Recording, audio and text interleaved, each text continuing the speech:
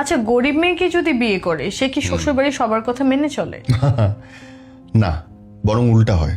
আমি ধনী গরিবের বিয়ের বিপক্ষে। আর অনেক ধনী পরিবারই মনে করে যে ছেলেকে একটা গরিব পরিবারে বিয়ে দেবো, যেই মেয়ে যা বলবো তাই শুনবে। ভাই ও যে কি জিনিস হয়ে বাড়াবে, মানে একটা ভদ্র ফ্যামিলি বা কাছাকাছি ফ্যামিলি হইলে ওরা একজন আরেকজনকে রেসপেক্ট করবে, কিন্তু যে বস্তি থেকে তুলে আনবে, সরি ফর মাই ওয়ার্ড, মাফ করে দিও এই জন্য, সে কিন্তু তুমি যেখানেই বসাও, সে ওই যে বলে না মুচির ঘুম আসে না জুতার গন্ধ না শুনলে, এটা অভ্যস্ততা। এটা কিন্তু খারাপ ভালো কিছু না, এটা অভ্যস্ততা। ওই রকমই তুমি যে পরিবার থেকে আনবা, ওই পরিবারে যা দেখছে যেরকম কালচার সেরকমই আচরণ করবে। ও যদি চিল্লাপাল্লা করে তোমার ঘরের মধ্যে সারাদিন চিল্লাপাল্লা করবে, কারণ সে ওটা দেখে অভ্যস্ত। এবং ওর একটা বড় ফ্যামিলির ইজ্জত টাইনে নামাইতে 10 মিনিট লাগবে না, কারণ ওর নিজের কোনো ইজ্জত দেখে নাই। ওরা দেখছে রাস্তায় কোমর বাইতে ঝগড়া করতেছে মা বাপ।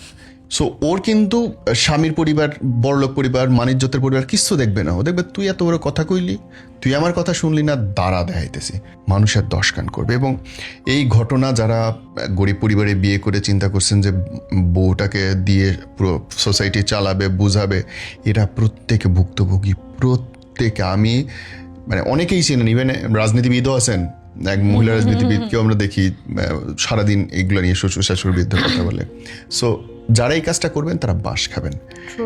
এবং এর কারণ কি জানো, আমরা তো ফ্যামিলি আর কালচারটা বুঝলাম, এডুকেশনটাও কিন্তু ম্যাটার করে। তোমার বেবি কোন স্কুলে পড়তেছে এটা ভীষণ ম্যাটার করে। তোমার বাচ্চা দেখা যাবে একজন ব্যারিস্টারের ছেলের সাথে পড়তেছে, একজন ইঞ্জিনিয়ারের ছেলের সাথে পড়তেছে, আর একজন তো সেই সুযোগ পাচ্ছে না। সে পড়বে হয়তো একজন নেশাখোরের বাচ্চার সঙ্গে, একজন সন্ত্রাসীর বাচ্চার সঙ্গে, কিংবা অন্য আরেক ধরনের বাচ্চার সঙ্গে। সো দুইজনের মেন্টালিটি, চিন্তা ভাবনা, শব্দ চয়ন সব ডিফারেন্ট হবে, টোটালি ডিফারেন্ট। এবং এইটাই প্রভাব পড়বে সংসারে, কারণ সংসারে হাজবেন্ড ওয়াইফ সমান। তুমি উঠায় আনছো একটা মেয়েকে, গরিব মেয়েকে, কিন্তু যখন আনলা পজিশন কিন্তু সমানে সমানে। তুমি চিন্তা করতেছো ওকে নিচু পর্যায়ে, না বাবা সে তো আর নাই, হাজবেন্ড ওয়াইফ সমান সমান, লাগা কাইজা। সো যারা এখনো বিয়ে করেন নাই, গরিব মেয়ে বিয়ে করতে চাচ্ছেন, এই আশায় যে সব কথা শোনাবেন, আমার কথা শুনেন, নাইলে বাঁশ খাবেন, তারপর আমার কাছে আসবেন যে ভাই কেমনে সমাধান করবো। ঠিক মতো কথা বলবেন না, অবহেলা করবেন, যখন যেমন ইচ্ছা ব্যবহার করবেন। ইচ্ছে হলে কথা বলবেন, না হইলে বলবেন না, ইগনোর করবেন। সে অভিমান করলে ভাঙাবেন না, তার কোনো কিছুতেই আপনার কোনো ইম্পর্টেন্সই নাই। কি ভাবছেন এত কিছুর পরেও সেই মানুষটা আপনার সাথে থাকবে?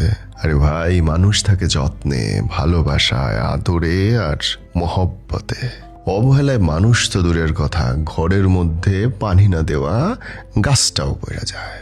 পানি দিবেন না, রোদ লাগাইবেন না, বাতাস দিবেন না, কেমনে বাঁচবে সাধের গাছ, কেমনে বাঁচবে সম্পর্ক?